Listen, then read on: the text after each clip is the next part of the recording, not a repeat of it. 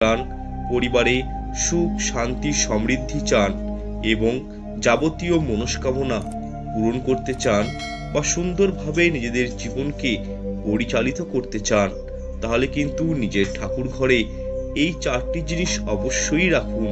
এতটাই সুফল পাবেন যা হয়তো আপনাদের কল্পনার বাইরে।